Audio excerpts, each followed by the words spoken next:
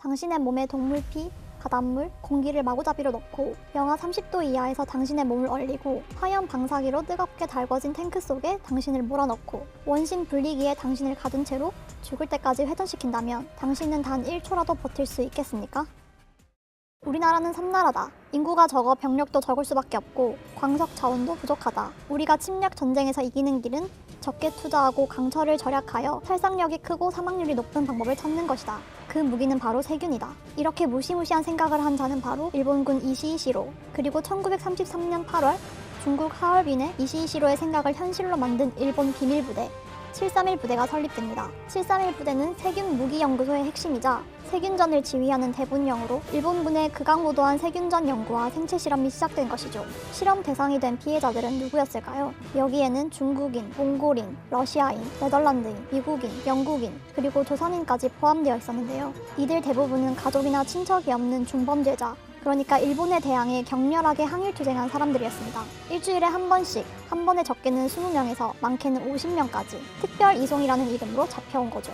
이들은 마루타, 통나무로 불렸고 일부 부대에서는 원숭이라고도 불렸다고 합니다. 731 부대에서 벌어진 생체 실험은 인간의 상상력을 뛰어넘습니다. 악마도 손절을 칠 정도로 잔혹함 그 이상입니다. 지금부터 심리학자는 주의를 부탁합니다. 731 부대는 말의 피를 뽑아 실험 대상자들의 몸에 주입합니다. 전투에서 다친 병사들에게 주입할 피가 모자랄 때를 대비해 인간의 피를 대체할 수 있는 것들을 찾기 위해 실험을 한 것이죠. 말의 피뿐만 아니라 물, 바닷물, 공기까지 마구잡이로 주입한 것, 눈살이 찌푸려지나요? 하지만 이것은 731 부대가 저지른 극악무도한 실험 중 순한 맛입니다. 동상 실험은 그보다 더 지독합니다. 영하 30도까지 내려가는 하얼빈의 겨울철에 실험 대상자들을 알몸으로 바깥에 내버려두고 언제 몸이 어는지 지켜보는 것이죠. 몸이 얼었다 싶으면 나무 몽둥이로 때립니다. 그럼 칼추위에 딱딱하게 얼어버린 몸이 깨지거나 박살나버리는 거죠. 동상 치료의 효과적인 온도를 찾으려고 꽁꽁 언 몸에 각기 다른 온도의 물을 부어 해동시키기도 하는데요. 결국 비인간적인 실험을 반복한 끝에 37도씨의 온수에 담길 때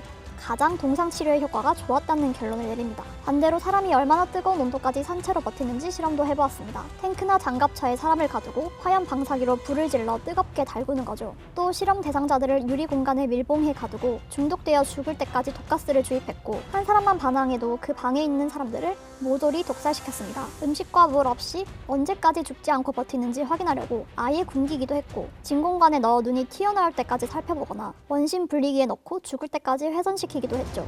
여기서 끝이 아니라 세균전을 준비하려고 페스트균, 콜레라균, 탄저균, 장티푸스균 등 여러 가지 세균을 배양해서 실험 대상자에게 주입하고 감염되게 한 뒤 몸에 나타나는 병증을 관찰하면서 전염성이 좋은 전염병 매개물과 가장 강력한 세균 무기를 연구합니다. 또 각종 세균을 밥과 반찬, 과일, 음료수 등에 섞여 먹였는데요. 이 중 야채, 그것도 잎이 많은 야채와 먹였을 때 효과가 가장 좋았다는 걸 발견하죠.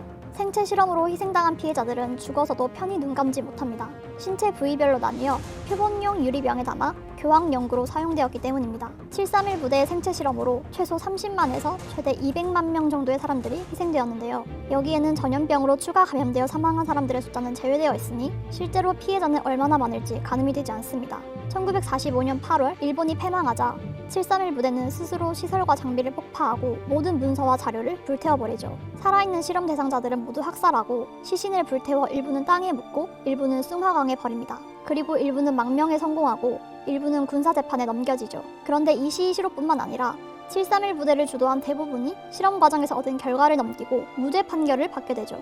더 열받는 건 여기서 얻은 악마의 기술을 가지고 일본과 세계 의학계에서 명성을 떨치면서 떵떵거리고 잘 먹고 잘 살았던 겁니다. 일본 정부는 731 부대 문제에 대해 정부가 관여할 바가 아닌 문제라며 모든 책임을 회피해오고 있죠. 이거 정말 피꺼소시네요.